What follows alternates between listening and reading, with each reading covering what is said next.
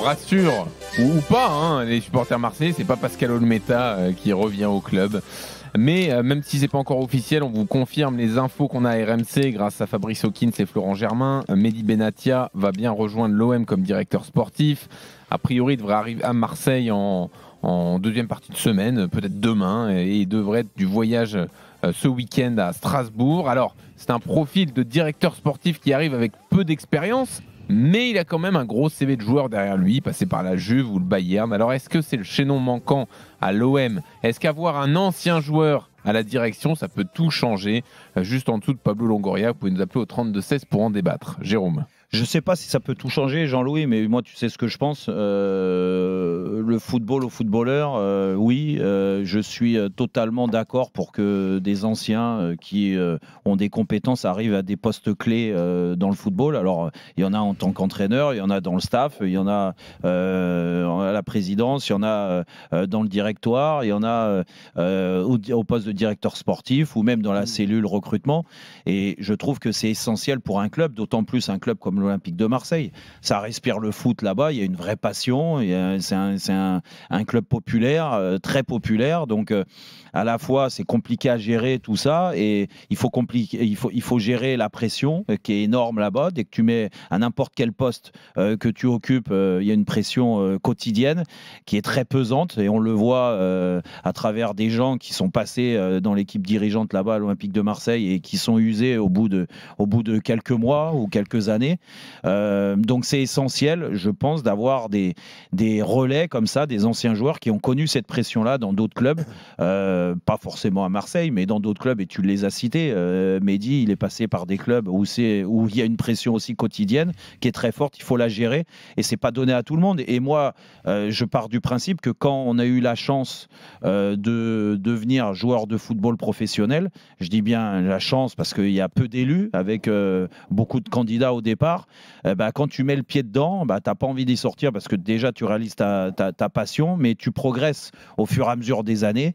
Tu gères cette pression que connaît encore Andy, par exemple, en ce moment, même si elle est différente au Qatar.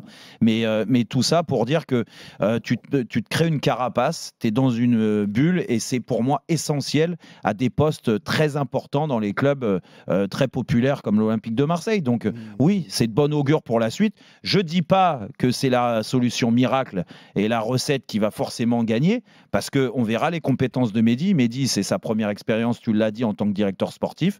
On verra ce qu'il apportera, le portefeuille qu'il a de joueurs, l'importance qu'il aura dans les négociations pour faire partir des joueurs, pour essayer de les vendre et aussi en récupérer, comme Pablo Longoria a pu très bien le faire sur les dernières années. Voilà, tout ça fait que moi, je suis impatient de voir ce que ça donne. Mais en tout cas, je suis très content que Pablo Longoria ait pensé à un ancien joueur à ce poste-là, qui est pour moi aujourd'hui un poste essentiel dans tous les clubs. Jean-Michel, tu es d'accord avec Jérôme? Écoute, je lui souhaite le meilleur à Mehdi Benatia, ou Benatia. Je ne sais jamais comment il faut le prononcer, mais je lui souhaite le meilleur. Mais moi, le sentiment que j'ai, c'est que on est en train d'empiler les ambassadeurs, les conseillers, les directeurs sportifs. Je ne sais toujours pas quel est le rôle de Basile. Je ne sais pas quel est le rôle. Même lui, il ne le sait pas, je pense. Je ne sais pas quel est le rôle et l'importance de Jean-Pierre Papin quand on parle de légende d'un club. Là, on a une légende, la légende de l'Olympique de Marseille. Le rôle de Jean-Pierre, il est très simple, Jean-Michel. Il est conseiller du président. Oui, on a l'impression que c'est une caution, voilà, pour le président. Non pas pour le club, mais pour le président. Et je ne sais pas ce que Benassia sera capable de faire. Première expérience, c'est compliqué.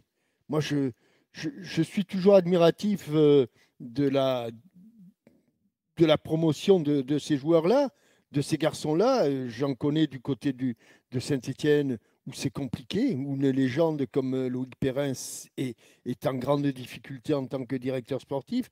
Il y a un exemple. Pour moi, il y a un exemple de vrai joueur qui a préparé ce rôle-là pendant des années, du côté des dirigeants, du côté des agents, du côté des joueurs. et c'est pas parce que c'est un ancien consultant, et j'espère qu'il le reviendra parce que lui est brillantissime, c'est Mathieu Bodmer. Parce que tu sais que ce garçon-là, il a travaillé, tu sais que ce garçon-là, il connaît des joueurs, il connaît tous les joueurs, tous. Et ça, c'est fabuleux.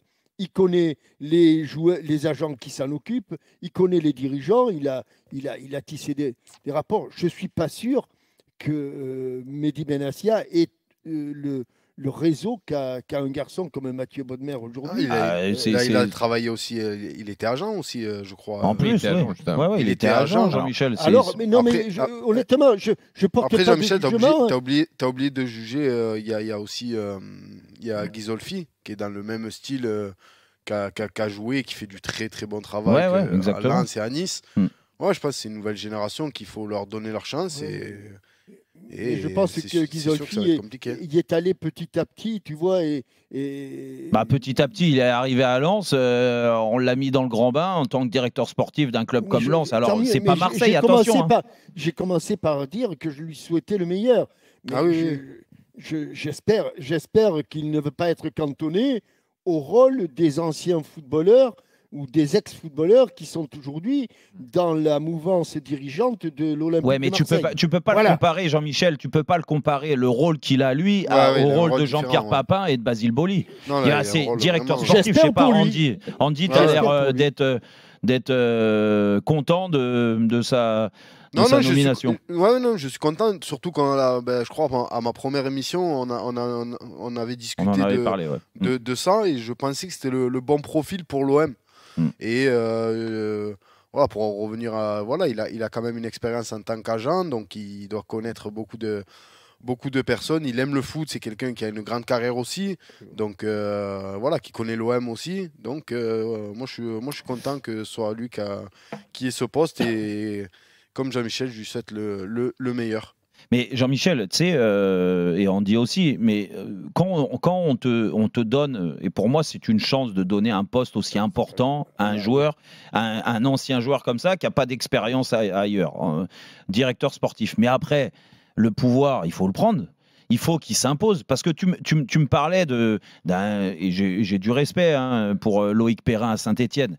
Je suis désolé, moi j'ai pas l'impression que Loïc Perrin, tu vois, il ait une personnalité assez forte pour imposer ses idées. Tu me parlais de Mathieu Bodmer. Mathieu, je sais comment il travaille parce qu'il me l'a expliqué et ça se voit. Mathieu, tu le bouges pas. Déjà, tu le bouges pas physiquement, mais tu le bouges pas avec ses choix. Il a ses choix.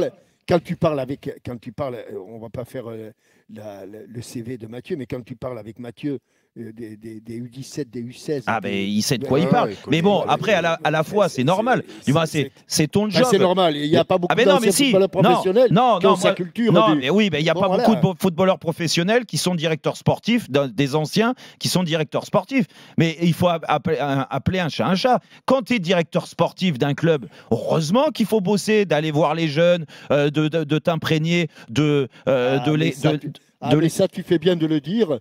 C'est un vrai travail. Il y en a certains. Bien sûr. Il y en a certains, ils ne se levaient pas à 6 h du matin pour se coucher à 11 h du soir. Oui, effectivement. Ah non, c'est sûr que là, il faut travailler.